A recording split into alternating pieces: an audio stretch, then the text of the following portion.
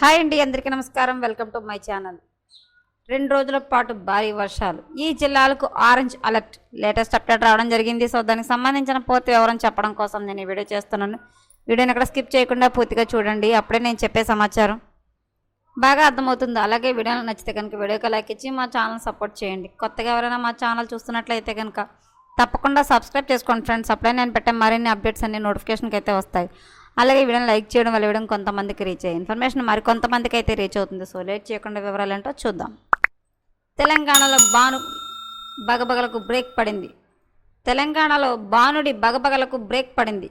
రాష్ట్రానికి హైదరాబాద్ వాతావరణ శాఖ చల్లని కబురు చెప్పింది. నేడు రేపు రాష్ట్రంలోని పలు జిల్లాల్లో ఒక మోస్తారు నుంచి భారీ వర్షాలు కురిసే అవకాశం ఉందని వాతావరణ శాఖ వెల్లడించింది. ముఖ్యంగా ఆదిలాబాద్, కుమరంభీం, ఆసిఫాబాద్, మంచిర్యాల, నిర్మల్, నిజామాబాద్, జగిత్యాల, రాజన్న, సిరిసిల్ల, కరీంనగర్, పెద్దపల్లి, జయశంకర్, భూపల్లి, ములుగు, భద్రాద్రి కొత్తగూడెం, ఖమ్మం, నల్గొండ, సూర్యాపేట, మహబూబాద్, వరంగల్, హనుమకొండ జిల్లాల్లో అక్కడక్కడ భారీ వర్షాలు కురిసే అవకాశాలు ఉన్నాయని చెప్పారు. ఈ మేరకు ఆయా జిల్లాలకు ఆరెంజ్ అలర్ట్ జారీ చేశారు. మిగిలిన జిల్లాలకు ఎల్లో హెచ్చరికలు జారీ చేశారు. వర్షంతో పాటు ఉరుములు, మెరుపులు సంభవించే అవకాశం ఉందని చెప్పారు. బలమైన ఈదురుగాలులు కూడా వీస్తాయని తెలిపారు. మరోవైపు నైరుతి రుతుపవనాల గమనం చురుగ్గా కొనసాగుతోంది. రేపటిలోగా ఇవి కేరళ, తమిళనాడు రాష్ట్రాలను తాకేందుకు అనుకూల వాతావరణం ఏర్పడిందని వాతావరణ కేంద్రం తెలిపింది. గత ఏడాదితో పోలిస్తే ఈసారి రుతుపవనాల రాక కాస్త ఆలస్యం కానుంది. గత ఏడాది మే 26నే రుతుపవనాలు తెలంగాణకు తాకగా ఈ ఏడాది జూన్ 10 తర్వాతే రాష్ట్రంలోకి ప్రవేశించే అవకాశాలు ఉన్నట్లు అధికారులు అంచనా వేస్తున్నారు.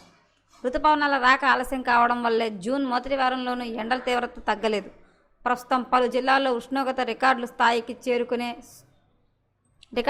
చేరుకున్నాయి.